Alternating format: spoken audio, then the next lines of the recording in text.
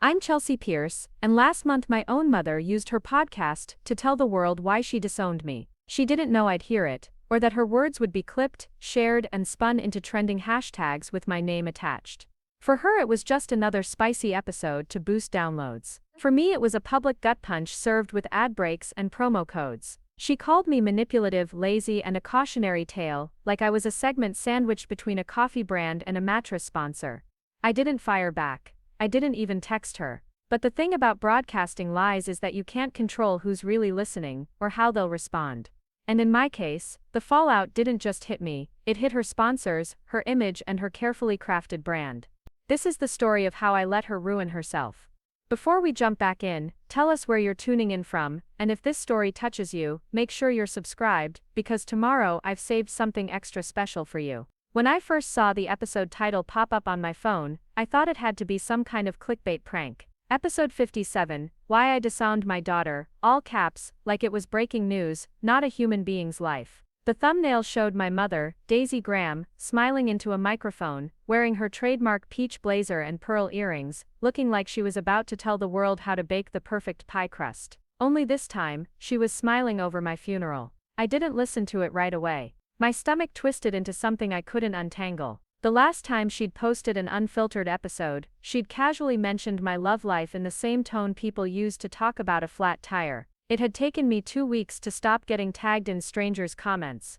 This was a public declaration of exile, gift-wrapped for her audience. By noon my phone was a war zone, notifications lighting up like a malfunctioning slot machine. Friends from high school texting, "Are you okay?" People I hadn't spoken to in years forwarding screenshots of her quotes. And the worst, sponsors' tags disappearing from her old episodes. A coffee brand, a skincare company, even that ridiculous vitamin gummy company she'd been bragging about, all quietly scrubbing their logos from her feed. I sat on the edge of my couch in my one-bedroom apartment above a bookstore on Maple Street, staring at my phone like it was about to combust. The ceiling fan hummed. Downstairs, someone rang up a stack of paperbacks and the register chimed, but the sound felt miles away. I was somewhere else, somewhere between rage and nausea.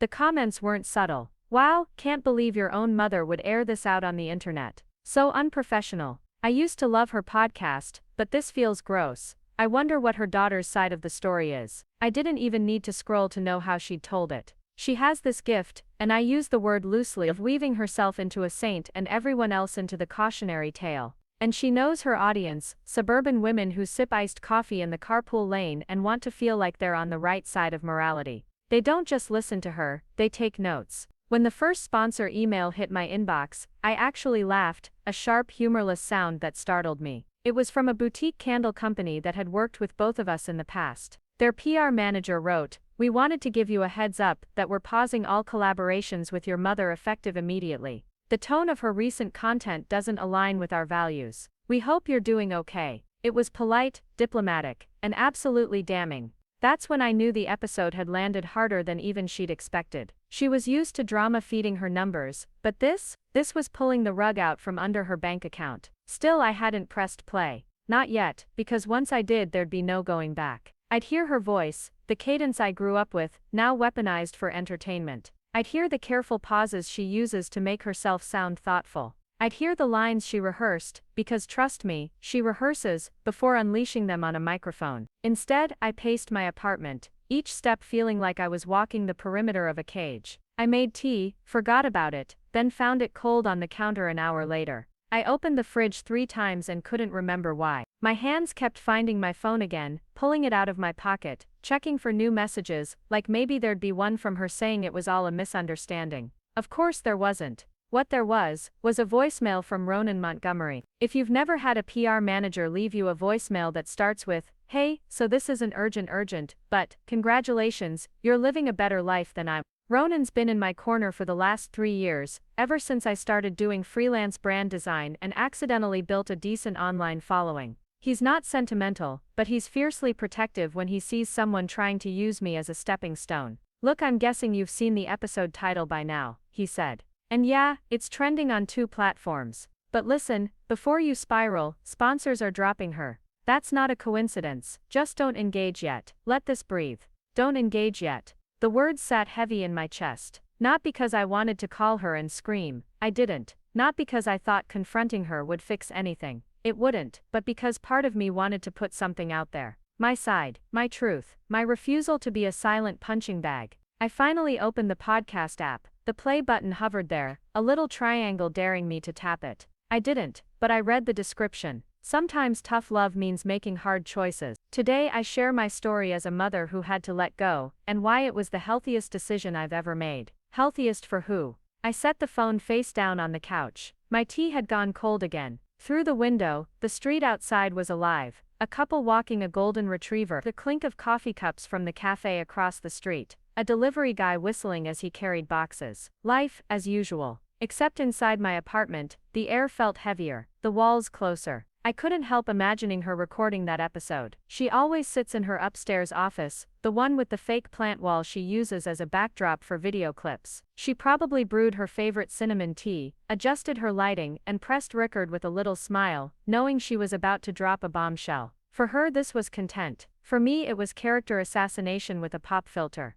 Another email came in. This one from a mid-sized lifestyle blog that had interviewed her last year. Given the tone of your mother's recent content, we'll be postponing the follow-up feature we discussed. We'd still be interested in interviewing you separately if you're open to it. The words felt strange, like my identity had been split in two, me and me as defined by my mother. I didn't reply. Not yet, because this wasn't the kind of thing you react to in real time if you want to survive it intact. This was a chess game, and I needed to see the board. The irony, she always told me to be careful about airing dirty laundry in public. It cheapens you, she'd say, as if dignity was a currency you could run out of. And here she was, selling my name to the highest bidder, or at least to whoever clicked play on her podcast. By late evening, the comments had taken on a life of their own. People were speculating about what I'd done, debating whether she'd gone too far, dissecting every sentence she'd said in the teaser clip she'd posted to Instagram. And somewhere in there, between the noise and the pings and the quiet hum of my refrigerator, I realized something. She thought she controlled the narrative. She thought she could tell her story and mine would never matter. But the thing about control is, once it slips, you can't claw it back.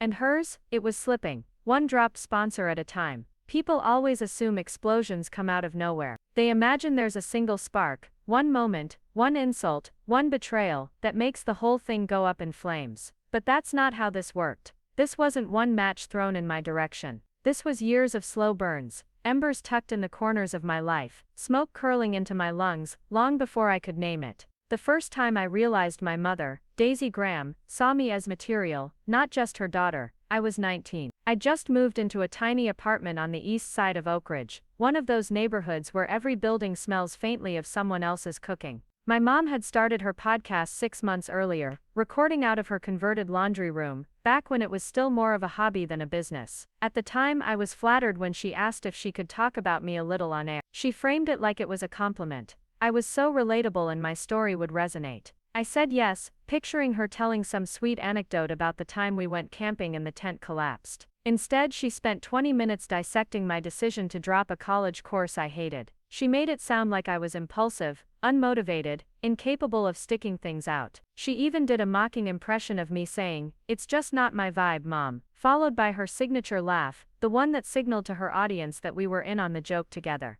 Except we weren't. Preparing and narrating this story took us a lot of time, so if you are enjoying it, subscribe to our channel, it means a lot to us. Now back to the story. I didn't find out until a friend sent me the link with the message. "Did you hear this yet?" When I confronted her, she waved it off. "Oh come on Chelsea, you're taking it too seriously. People love a little mother-daughter banter." That phrase, "people love," became her shield. Every time I flinched, she'd hide behind it. Over the years, the banter sharpened. There was the Christmas episode, where she described my holiday gift as a bizarre painting that looks like it belongs in a dentist's waiting room. It was a piece I'd made myself, but she didn't mention that. The Valentine's special, where she told thousands of listeners about the time my ex broke up with me over text, ending with, "Well, she does have a knack for picking winners." The live-streamed Q&A, where someone asked about her proudest achievement, and she paused, tilted her head, and said, "Raising a daughter who's independent. Sometimes a little too independent, if you know what I mean." I learned to stop correcting her in public, not because she was right, but because I'd seen what happened to people who disagreed with her in front of her audience. She'd smile, tilt her head like she was being gracious, and then deliver a closing comment that landed like a blade wrapped in velvet.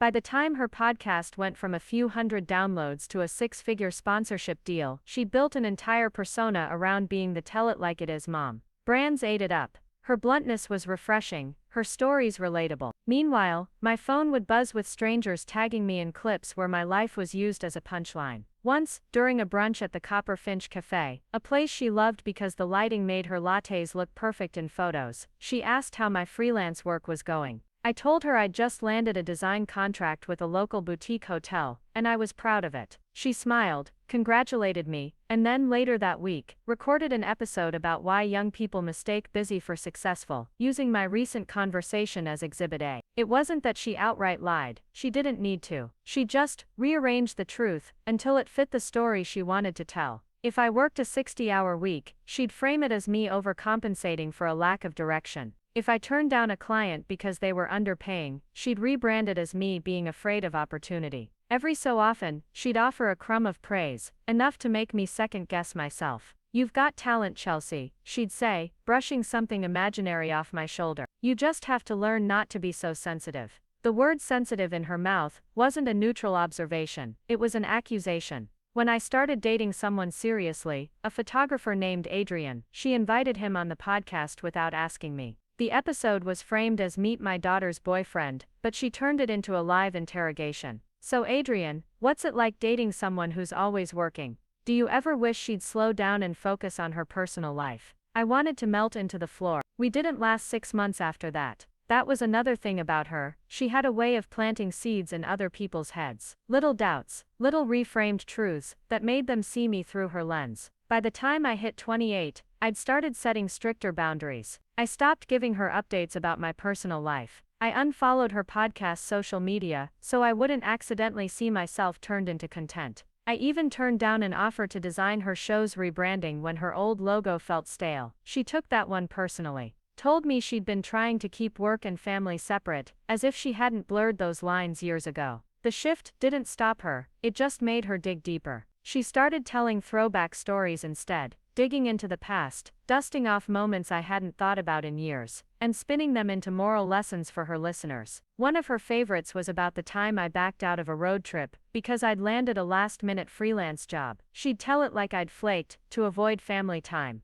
In reality, that job had paid my rent for 2 months. But in her version, it was just another example of me being unreliable. And her audience, they ate it up. They weren't listening for nuance, they were listening to be entertained. It wasn't until about a year ago that I started noticing cracks in her empire. A small brand quietly backed out of a deal. A listener left a long review accusing her of punching down on her own family. She brushed it off, but I could see it, the faint twitch in her smile when she read the criticism. That's when I realized something important. She could dish it out, but she couldn't stand being on the receiving end. Even the smallest hint of pushback made her defensive. And so, when the episode titled Why I Disowned My Daughter dropped, I didn't see it as an isolated explosion. It was the inevitable crescendo of years of little detonations. She'd been lighting fuses for a decade. This was just the first one big enough to set off alarms outside our family. Now, sitting in my apartment while sponsor after sponsor quietly disappeared from her feed, I couldn't help feeling, not happy exactly, but maybe something adjacent to justice. Because the same audience she'd weaponized against me, they were turning their eyes back on her. And for the first time in a long time, I didn't feel like the only one under the microscope. The first time I listened to the episode all the way through, I made it a point not to take notes. I just let her voice play through my apartment's cheap Bluetooth speaker, bouncing off the walls like it owned the place. I wanted to absorb the full weight of it without stopping every few seconds to fume. Her tone was practiced, warm in the edges, cutting in the center. That's her signature. She can lace venom inside something that sounds like affection, so that you're not sure whether to thank her or run. When the 32 minutes were over, I sat in the silence, my coffee cold on the counter. My first instinct was to call her and scream, but I've learned not to act on first instincts with Daisy Graham. She feeds off immediate reactions. They become more fuel for her narrative. Look how dramatic my daughter is. See how she can't take a little truth. So instead, I put my phone down, closed my laptop, and walked out. It was early evening in Ashworth, the part of the city where I live now. A jumble of brick buildings, converted warehouses, and narrow streets where the lamplight comes on before you've even realized the sun's gone. I walked without a destination, just letting my mind run through the first few moves. If she wanted a public story, she'd get one, but it wouldn't be hers. The first step was to understand exactly what she'd said, and how she'd framed it. This wasn't about catching her in a lie. She rarely told outright lies. It was about showing the angles, the edits, the pieces she'd conveniently left out. The next morning, I opened the episode again, this time with a fresh notebook. I transcribed her words line by line, marking timestamps where her examples veered into fiction. Chelsea has always been difficult to keep close. She has this instinct to pull away whenever things get serious. I guess that's why we haven't spoken in months. That part was technically true. We hadn't spoken in months, but it left out the small detail that she'd ghosted my last 3 calls before that. Sometimes you have to set boundaries, even with people you love, especially when their lifestyle doesn't align with your values. Values. I underlined the word 3 times. What she meant was that I'd stopped giving her personal details to mine for content. I kept going, page after page, her voice filtering into my apartment like background noise in a bad dream.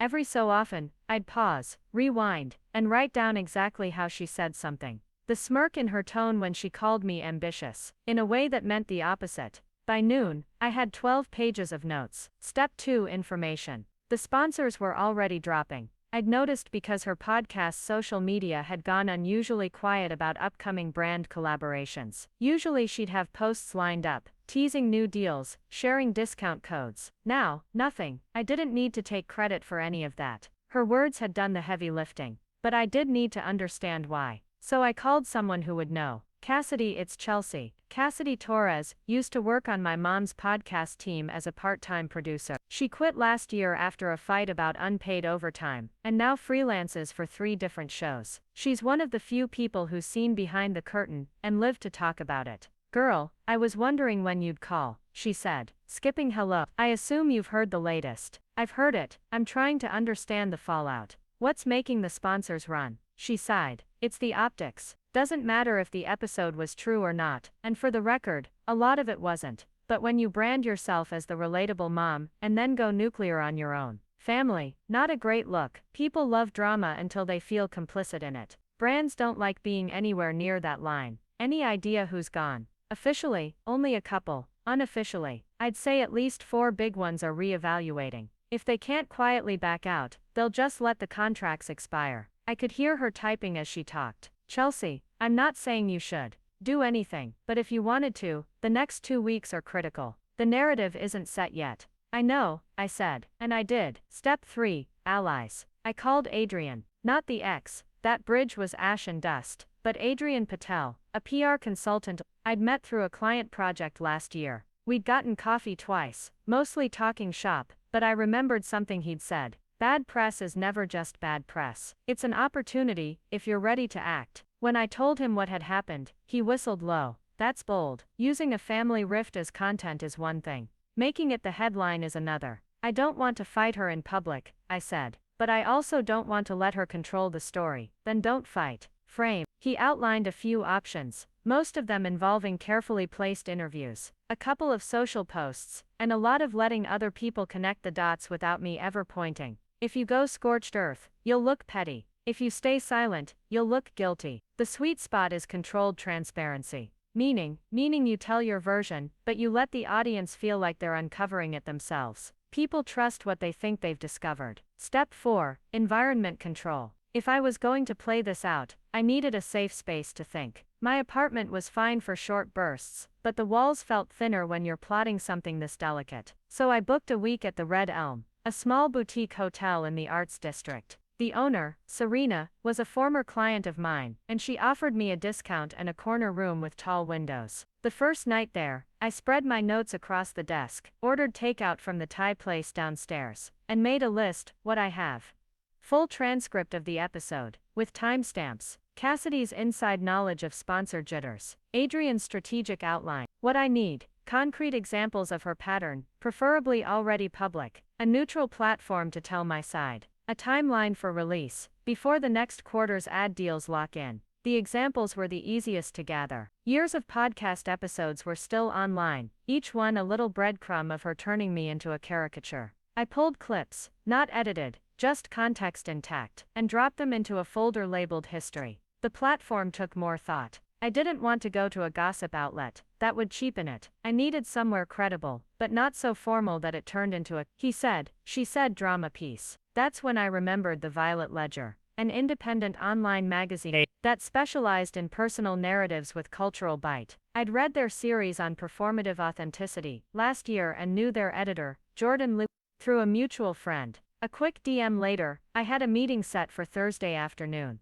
By the third day at the Red Elm, I could feel the plan tightening into shape. My mornings were for organizing evidence, my afternoons for quiet meetings, my evenings for reviewing how the narrative was shifting online. It was shifting, not dramatically, but enough. Comments under her latest Instagram post weren't just praise anymore. Some were questions. Is this about Chelsea? And this feels harsh. What's the full story? I didn't respond. Not yet. The night before my meeting with the Violet Ledger, I sat by the big window in my room, watching the streetlights blink on one by one. For years my mother had been the one controlling the edit, trimming, reframing, deciding what stayed in and what got cut. This time, I would. But I wasn't just doing this for me. There was something bigger at stake now. The idea that people could profit endlessly from turning someone else's life into their brand, without consequence. If she wanted to talk about values, maybe we'd start there. When Thursday came, I walked into the Violet Ledger's office with a tote bag full of printed transcripts, a USB drive with labeled audio clips, and a calm I hadn't felt in months. Jordan greeted me with a curious smile.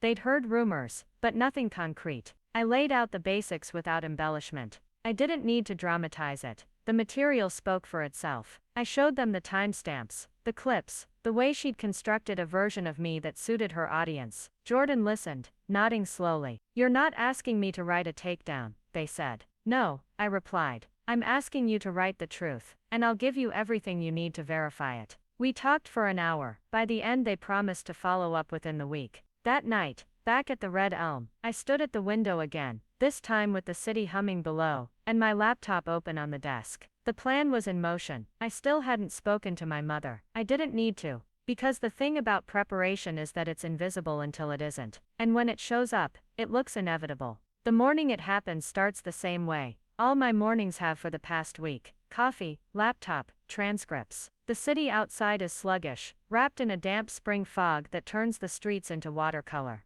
From my corner room at the Red Elm, I've been living in this cocoon of strategy and control, thinking every variable is accounted for. At 8:14 a.m., my phone lights up with a call from Adrian. You've got a problem, he says. No preamble. What kind? The kind that moves your timeline from next week's to right now. I can hear him clicking through tabs. The background noise of a man already digging into a mess. You know the Violet Ledger meeting you had. Somehow your mother got wind of it. And before you panic, no, I don't think Jordan leaked it. But someone did, and she's using it. I set my coffee down slowly. How? She dropped a bonus episode this morning. 10 minutes, direct to audience, no guests. Basically accusing you of, well, preparing some kind of smear campaign. That's rich. It gets richer. She's framing it as you trying to cash in on her platform's success. Says you're bitters because you can't build your own audience. The muscles in my jaw tighten. I can practically hear her delivery in my head. That syrupy half-laugh she uses when she wants listeners to think she's being the bigger person. Adrian keeps going. The real kicker. She teases that she has receipts. My stomach drops. Receipts for what? She didn't say. Which is the point. It lets the audience fill in the blanks with whatever makes you look worst. By the time I hang up, my pulse is a steady hammer in my ears. I pull up her podcast feed, and there it is. Special bonus episode, clearing the air. I hit play, headphones snug against my ears. She starts by saying she hates drama, which is her way of warning the audience she's about to serve a buffet of it. Then she slides into the bit about how she's heard from a very reliable source, that I've been working behind the scenes to discredit her. She never says my name until the 6-minute mark, and when she does, it's in a sigh, like she's burdened by even having to acknowledge me. Chelsea has always been determined, and I love that about her. But determination can turn into bitterness, if you're not careful. I truly wish her the best, but I can't let misinformation hurt the community we've built here together. The we is the part that really stings. I was never part of her community. I was the raw material. She ends by saying she'll share her side of the story, in more detail if this escalates. It's bait, and it's working. The episode has nearly triple her usual early morning streams. By 10 a.m., my phone is buzzing with texts from friends. Have you heard? And she's coming for you. Cassidy calls me directly. Chelsea, she's spinning this fast. She's dropping hints about some kind of scandal. Nothing concrete, just enough to make people wonder. If you don't counter this today, you're going to lose control of the narrative. I rub at my temples. My original plan was to let the Violet Ledger piece simmer in editorial for a week. Let them build a clean, thorough article. That timeline is dead now. Can you still get Jordan on the phone today? I ask. I can try, but they don't like being rushed. And if they think this is about trading blow for blow, it's not. I cut in. It's about making sure the truth doesn't get buried under her noise. At noon, I'm in the Violet Ledger's office again, my tote bag heavier than last time. Jordan greets me with raised eyebrows. I assume this is about the bonus episode, they say. You've heard it. Half the staff has. And honestly, it's a mess. But it's also a smart mess. She's vague enough to avoid liability, pointed enough to stir curiosity. I can't wait a week for your piece to drop, I tell them. If it sits that long, she'll fill the space with whatever she wants. Jordan leans back in their chair, studying me. You're asking me to publish early. Yes, even if it's just the core of the story, the receipts, the transcripts, the timeline. That's risky, they say. Rushed work means more room for error, and if she catches one, she'll use it to discredit the rest. I meet their gaze. Then don't rush, just prioritize. She's already framing me as vindictive. The longer I stay silent, the more people will believe it. Jordan doesn't commit, but I can see them weighing the angles. I'll talk to my team, they finally say, but if we do this, I'll need everything today. You'll have it, I say, already thinking of the files back at the hotel. By 3 p.m., I'm sitting on the bed at the Red Elm, every surface around me covered in paper and open laptops. My transcripts, audio clips, screenshots, all of it laid out like evidence in a trial. This is where the betrayal hits me hardest. Not in her words, but in how prepared she was to twist them into something else.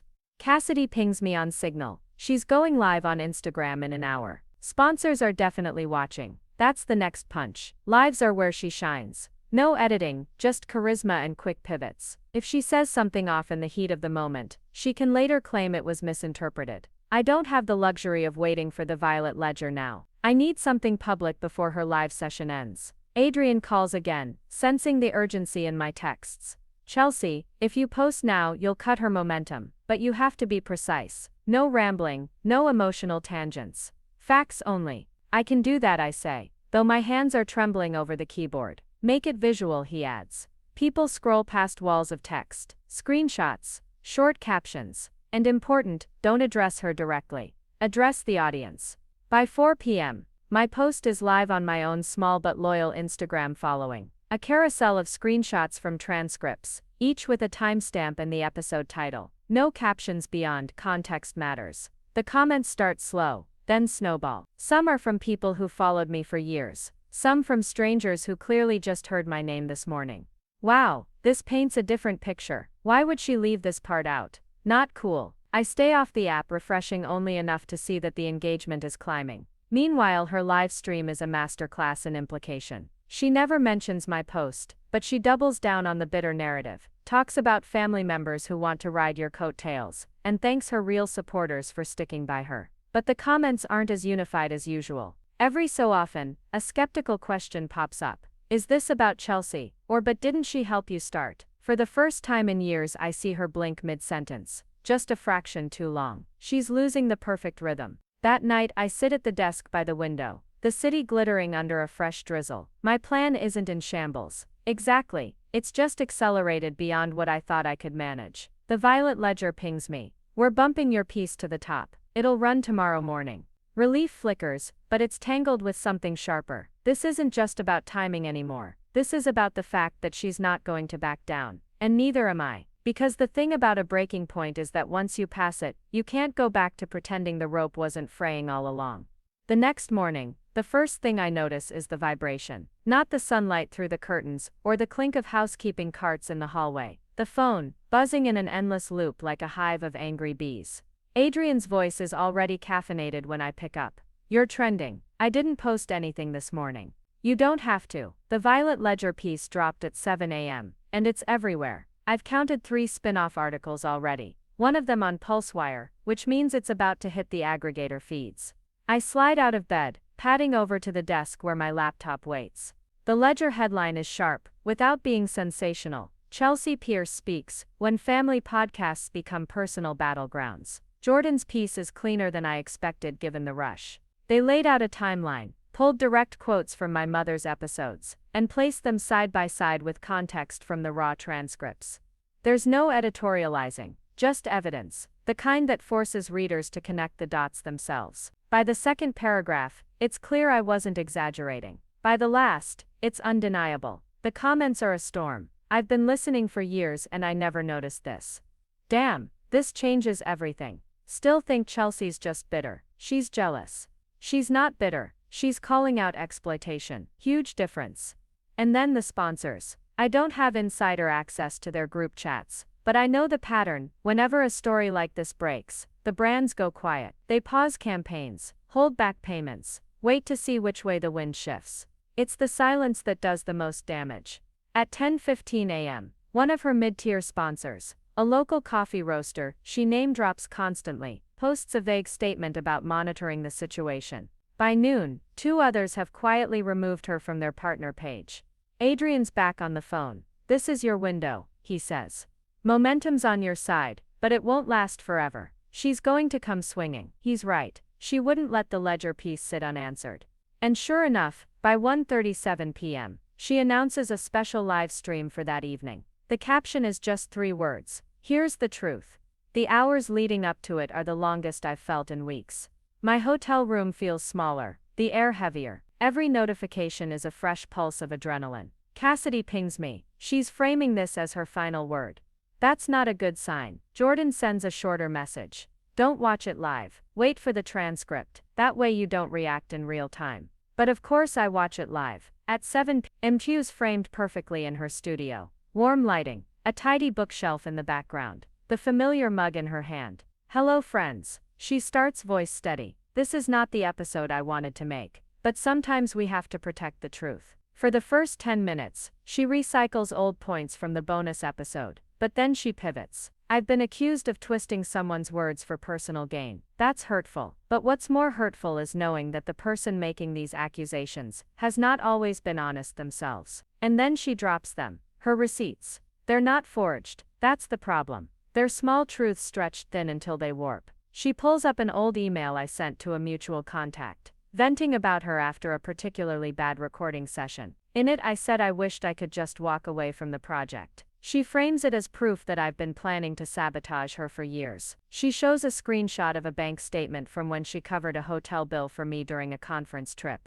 implying I take financial advantage of her generosity. She leaves out the part where I'd already paid her back, in full within the week. She plays a clipped audio recording of a conversation we had about editing style, where I say her style is sloppy, without the 2 minutes before it, where I was actually quoting a listener review and we were laughing about it together. It's surgical. Not a lie, but not the truth, either. The chat is a mess of loyalists, cheering her on, and skeptics pointing out the holes. I can see her watching the comments, responding only to the ones that feed her side. And then the dagger. I will not be dragged into drama by someone who can't build their own platform, without tearing mine down. I close the stream before it ends. The room feels too bright, so I switch off every light except the one by the bed. Adrian calls almost immediately. You need to answer that. Tonight. If I answer now, it looks like I'm playing tennis with her, volleying shots back and forth. If you don't answer, the clip of her receipts will be the only version people see. Your Ledger piece can't compete with something this sensational, unless you neutralize it fast. Neutralizing it means showing the missing context, the rest of the email, the full audio clip, the payment receipt from the hotel, all things I have, all things I can post. But there's a calculation here. If I do it now, it keeps me in the story's gravitational pull. If I wait, I risk her framing solidifying in people's minds. Cassidy calls next. Chelsea, she just gave you the easiest play of the week. Show the context. Show the whole thing. People hate feeling manipulated. Even her loyalists. But you have to keep it clean. No editorializing. Let the receipts speak for themselves. At 9:30 p.m., I post a single carousel titled The Missing Parts. First slide. The full email, highlighting the sentence before and after my walk-away comment. Second, a copy of the bank transfer confirming repayment of the hotel bill. Third, the complete 2-minute audio clip, with captions showing the laughter and the review reference before my sloppy remark. The caption is just full story. Decide for yourself. It doesn't explode instantly, but it spreads steadily. By midnight, my DMs are full of messages from strangers thanking me for posting the context. Some of them are angry. You should have just kept this between you two. Others are blunt. She edited you just like you said she does in the podcast. And then there's the one that makes me pause. She lost me when she played that clip. Seeing the rest of it sealed it. Jordan messages just before 1 a.m. We're adding a follow-up tomorrow. The context you posted is exactly what people needed to see. Adrian is more direct. You didn't just hold ground. You flipped the board. But she's not going to disappear quietly. This is where it gets unpredictable. I know he's right, because a turning point isn't the end of the fight. It's just the moment where both sides realize the rules have changed, and neither one plans to back down. By sunrise, my post has become the center of a storm. Not a drizzle, not a passing thunderhead. A storm that's visible from anywhere on the internet. I wake up to hundreds of tags, most of them replaying my missing parts carousel alongside her live stream clips. There's even a split-screen video going viral. My full audio on one side, her edited clip on the other. The caption reads, "Context changes everything." But while the internet has its narrative, I know this fight isn't over until she makes her next move. And it comes sooner than I expect. At 8:15 a.m., my phone rings with a number I haven't seen in months. Her direct line. I should let it go to voicemail. Instead, I swipe to answer. "Chelsea," she says, tone sharp but calm, like she's already practiced every syllable. "You've made your point, have I?" My voice comes out steady. "You've embarrassed me in front of an audience I built. You've let strangers think they can pick apart my life like it's a reality show. Congratulations, you've joined the mob. You edited my words. You edited my life, and you've been doing it for years. This is the first time people have seen what that actually looks like." She exhales slowly, the sound traveling across the line like static. "This is not you talking. This is those people, those handlers, feeding you lines. I know you, Chelsea. You don't do calculated attacks. This is someone else's idea of a game." I bite back the instinct to laugh. "No one's feeding me anything. I posted the truth. You posted to hurt me, to stop you from hurting me." The silence between us stretches so long I think she's hung up. Then she says, "Meet me. Meet you, in person. You can bring your little PR team if it makes you feel safe. But if you have even a shred of decency left, you'll talk to me face to face before you go running back to your audience." I want to say no. I want to end the call, and let the ledger piece, my posts and the public reaction be my answer. But there's something in her voice, not surrender, not rage, that sounds like she's decided on her own endgame. And if I don't show up, she'll tell everyone I refused. We agree on a cafe in the East Dock district, neutral territory. When I arrive, she's already there, sitting at a corner table with a single coffee and her phone face down beside it. She looks the same as always. Immaculate hair, tailored coat, the kind of poise that makes strangers think she's harmless. "Chelsea," she says my name like a verdict. I sit. I don't order anything. "You've gotten good at public theater," she says. "I learned from you." A flicker, irritation, maybe, passes across her face. "You think you've won because people are patting you on the back online. Let me tell you something about audiences. They're fickle. They love you one day, they turn the next. I built something that lasted. You've built a moment." I lean forward. "And how long did you think you could keep using me for that something before I'd speak up?" Her voice sharpens. "I never used you. I told our stories. Our stories. That's what audiences connect with. You were a part of that. And yes, I shaped the narrative. Because that's what storytellers do. But you've painted me as a villain to strangers who don't know a thing about me beyond the parts you've fed them." I take a breath. "You didn't just shape narratives. You cut out anything that made you look flawed. You turned private conversations into monologues that made me the punchline. And you never once asked if I was okay with it." Her hands tighten around the coffee cup. "You could have come to me first." I tried, I say, my voice rising for the first time. "For years, you brushed it off. You called me sensitive. And when I finally said I was done, you put me in an episode about difficult relatives without even using my name. But everyone knew." The cafe feels smaller, like the walls are inching closer. "This is your last chance," she says, her tone flat now. Take down your posts. Issue a statement that you overreacted. We can do a reconciliation episode. Spin this as a misunderstanding.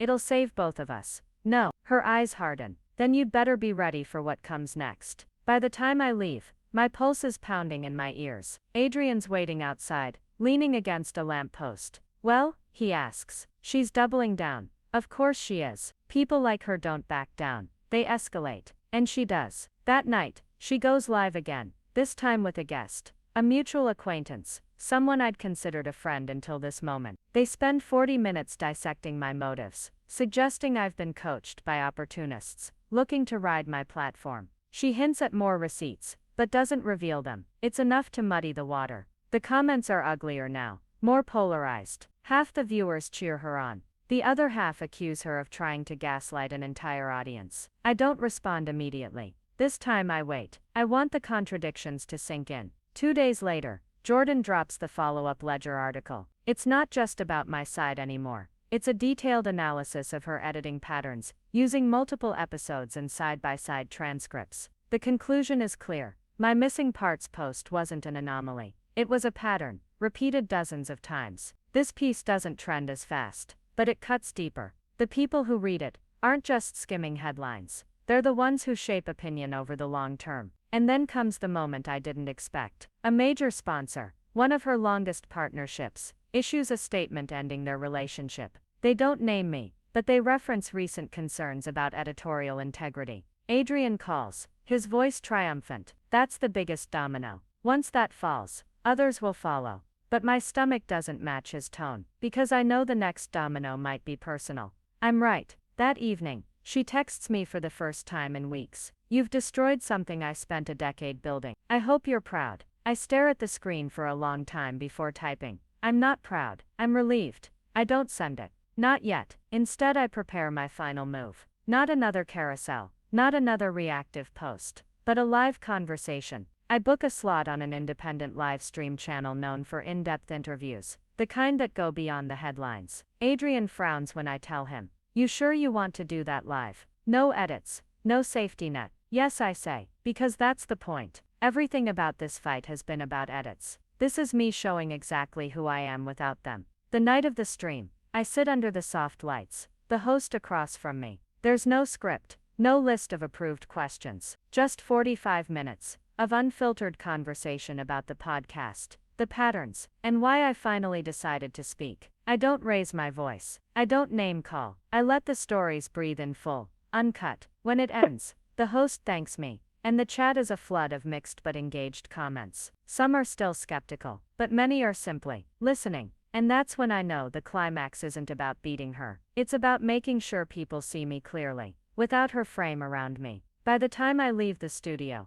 Adrian is waiting by the door. You realize you just set the tone for the end game, he says. Good, I reply, because I'm done letting her set it for me. The morning after the live stream, I wake up to a quieter phone. It's not silent, not by a long shot, but it's different from the frenzied pings of the last few weeks. The mentions are still there, the think piece is still circulating, but the volume has dropped. Adrian texts me first. Good interview. The comment sections are mostly positive. Mostly. I type back. Mostly is fine, because I'm realizing something. In the world of public narratives, mostly is the best anyone gets. By midday, the analytics from the live stream are out. Nearly 80,000 people watched it live. Another 300,000 have streamed it since. That's nothing compared to the numbers my mother's podcast used to pull. But the engagement rate is high, and the retention curve doesn't dip. People stayed. They listened. I scroll through the comment thread beneath the archived video. There are defenders, skeptics, and a handful of people who clearly just wandered in from unrelated drama.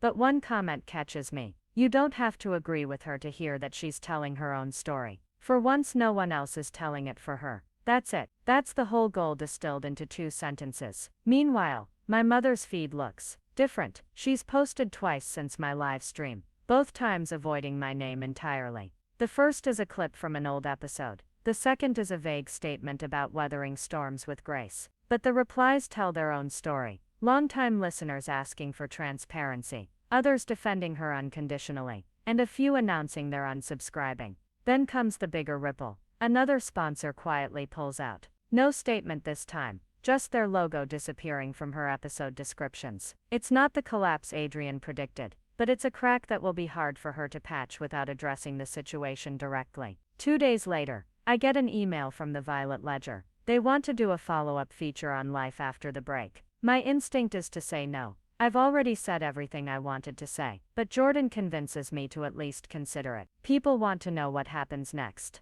He says, over the phone, if you don't fill that space, someone else will. I agree to a short interview. No new accusations, no fresh dissection of old wounds, just an honest account of what I'm doing now, and what I've learned. When the piece runs, the headline is simple: Chelsea Pierce moves forward, without edits. But moving forward isn't as smooth as it sounds in print. Some relationships don't survive the fallout. That mutual acquaintance who went on my mother's live stream, they've blocked me on everything. A few industry contacts have gone cold. Not openly hostile, just absent. And then there's the subtle shift with friends, who still follow both of us. Conversations feel like they're walking a balance beam. I don't blame them. This wasn't a fight they signed up for. But it's another reminder that telling your story means accepting you won't control how people respond. Financially, the impact is mixed. The live stream brought in a surge of followers, which translates into new opportunities. Guest appearances, small brand deals,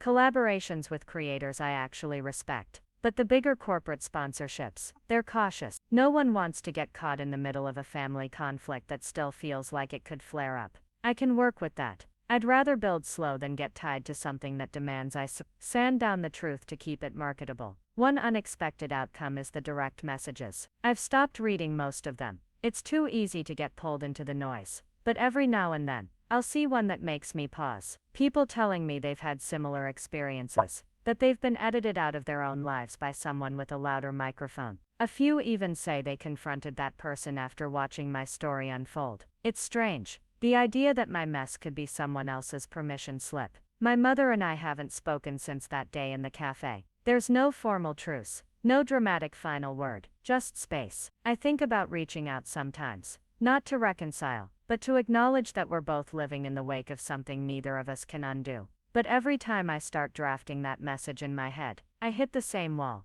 Anything I say now could be turned into content later, so I wait. 3 weeks after the live stream, I get an alert that her podcast feed has a new episode titled Unscripted. I don't press play immediately. When I finally do, it's not what I expect. No guests, no flashy intro music, just her voice, steady but less polished than usual. She doesn't mention me by name, but she talks about missteps, about stories that may have been told without full consent. She stops short of an apology. It's more of an acknowledgement, threaded with just enough ambiguity to avoid admitting fault outright. I can hear the calculation in it, but also something else: fatigue. When it ends, I don't feel vindicated. I just feel done. The next morning, Adrian calls. Did you hear it? Yeah. What do you think? I think it's the closest we're going to get to an olive branch. And I think I'm okay with that. From here, the pace of my days starts to normalize. I film content that has nothing to do with her, take meetings about projects that don't circle back to the podcast, and even book a short trip out of the city. For the first time in months,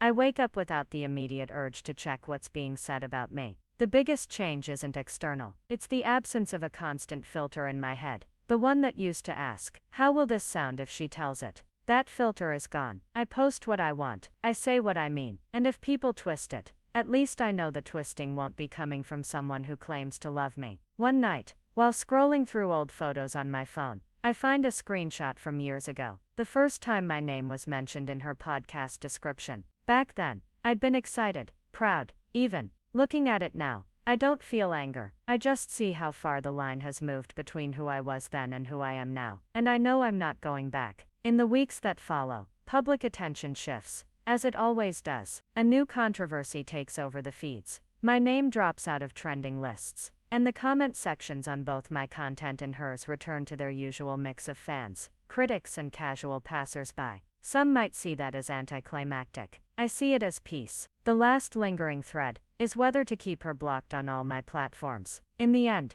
I don't unblock her, but I do stop checking if she's tried to view my stories from an alternate account. Not because I'm over it, but because I've decided that moving forward doesn't mean pretending nothing happened. It means choosing where my attention goes. On the final night before my trip, I pack my bag, set my phone face down, and open my laptop to schedule a week's worth of posts. None of them are about her. They're about things I actually care about: a book I'm reading, a small business I want to spotlight, a recipe I've been trying to perfect. As I cue the last one, I realize this is the real resolution. Not the live stream, not the ledger piece, not even the sponsor exits. It's this moment, where my story is mine again, and it has nothing to do with her. I close the laptop, turn off the light, and let the quiet settle. Not the quiet of surrender, the quiet of moving on. When the noise fades, and it always does, you're left with yourself. It's something I'd heard people say before, usually in self-help podcasts or Instagram captions, but I never really understood what it meant.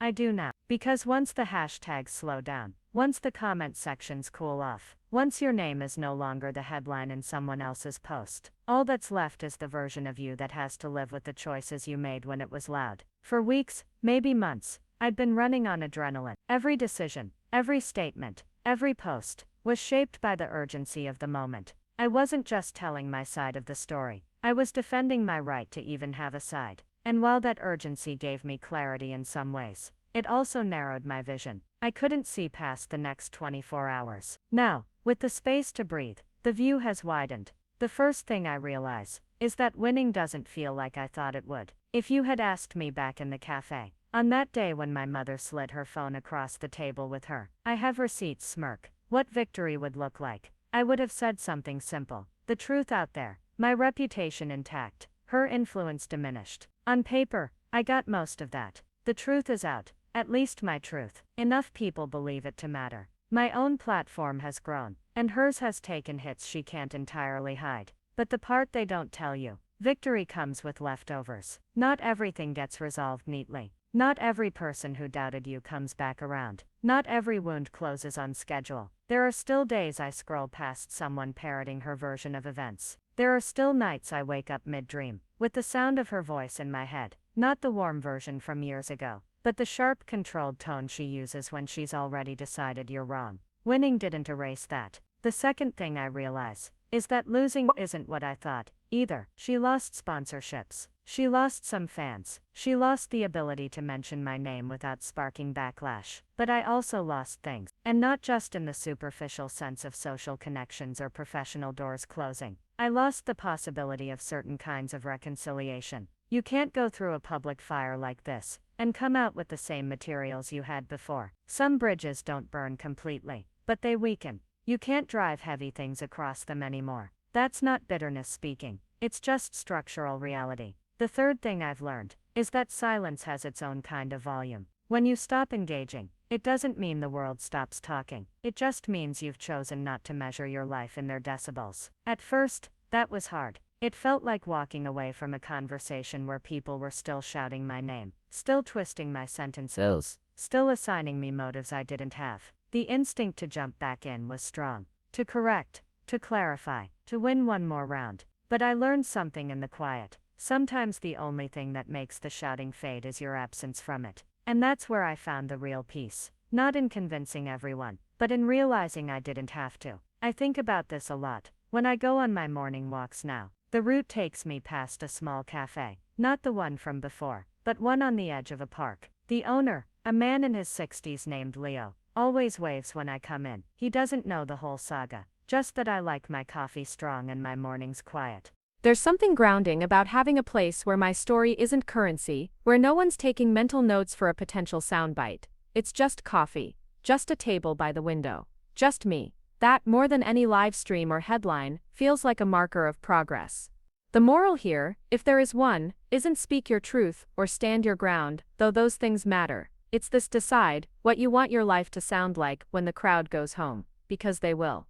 Every crowd does. And when they do, you'll need something to replace their noise. If you don't choose it, someone else will fill it for you. And it might be with echoes you don't want. People ask me sometimes if I regret it. Going public, naming the harm, challenging someone with more reach. My answer changes depending on the day. Some days I think about the relationships that crumbled, the opportunities that froze, the tension that still hums in the background of family gatherings I no longer attend. On those days, I wonder if keeping quiet would have been easier. But then I remember the alternative. Living with a version of my life that wasn't mine, told in a voice that wasn't mine, edited for someone else's arc. And I realize that easier isn't the same as better. There's a part of me that will always hope she understands someday. Not for the sake of forgiveness. I don't think that's a prerequisite for peace. But because part of moving forward is believing people can see themselves clearly, even if it takes time. But I'm also okay if that day never comes. Because I didn't do this for her understanding. I did it for mine. On my last day before the trip, I stopped by Leo's cafe one more time. He hands me my usual without asking, and I take it to the park bench near the fountain. The air is cool, the kind that hints at a change of seasons. I sit there, sipping my coffee, watching strangers cross the park. No one's watching me. No one's recording me. No one's measuring my words against hers. It's just a morning. And maybe that's the real ending. Not a dramatic final exchange. Not a viral moment. Not even the satisfaction of having won. But the ability to sit on a park bench and not feel like I'm still inside the story. If you've been in a similar storm, you probably know what I mean. There's the version of your life that exists when people are looking, and then there's the version that exists when you're the only one who will ever see it. If you're lucky, those two versions overlap. If you're not, you have to fight for that overlap. Or build it from scratch. And if you're really lucky, you get to sit in it, quietly, with a cup of coffee, on a morning where nothing needs to be said. I don't know if my mother will ever listen to this part of the story. If she does, she might hear it as an accusation. Or she might hear it as a withdrawal. But I know how I mean it. It's neither. It's just the truth, unedited. And that's where I'll leave it. Because when the crowd goes home, and the noise fades, and all the edits are stripped away, you're left with yourself. And I like the version of me who's sitting here now.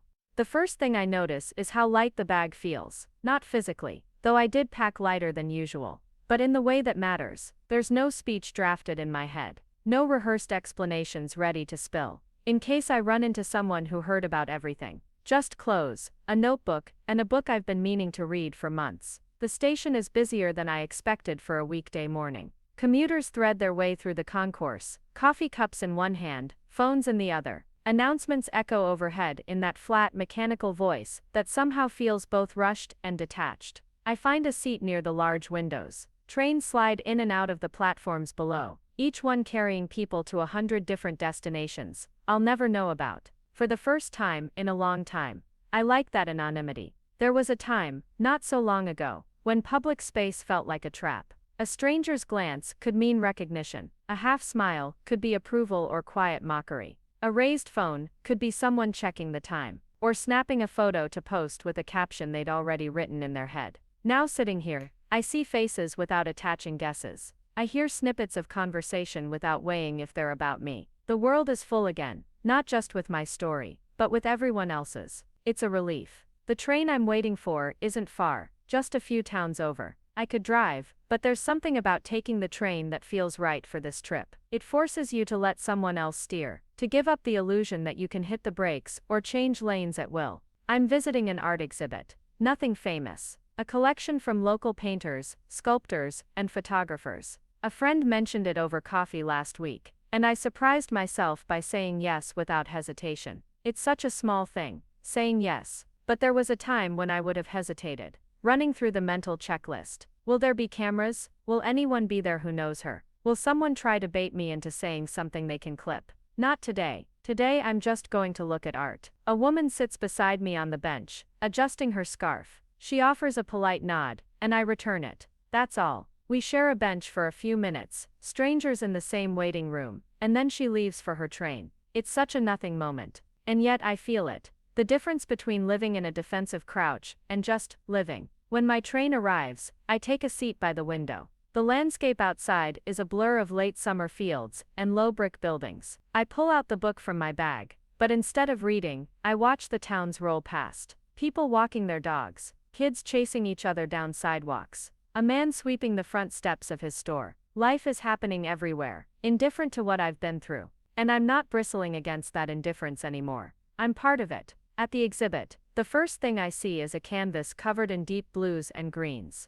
Abstract swirls that almost look like a storm at sea. The plaque says it's called Undercurrent. I stand in front of it longer than I mean to. It reminds me of those first weeks. The pull and drag of public opinion. The way you could think you were standing still, but actually be swept somewhere else entirely. But here's the thing about undercurrents. They can carry you somewhere calmer too, if you stop fighting them in the wrong direction. In another room, there's a series of photographs. One catches my eye. A park bench under a canopy of gold leaves, taken in autumn. There's no one sitting on it. The light filters through, like it's waiting for someone. I feel an unexpected ache in my chest. But it's not sadness, it's recognition. I think about my mornings in the cafe, by the park, the quiet bench near the fountain, the coffee cooling in my hand, while I watch strangers pass. That's my bench, in spirit if not in location. A place where I learned that the absence of noise can be its own kind of music. By the time I leave the gallery, the sun is lower, catching the tops of the buildings in a warm, slow light. I wander a few blocks, letting the unfamiliar streets guide me.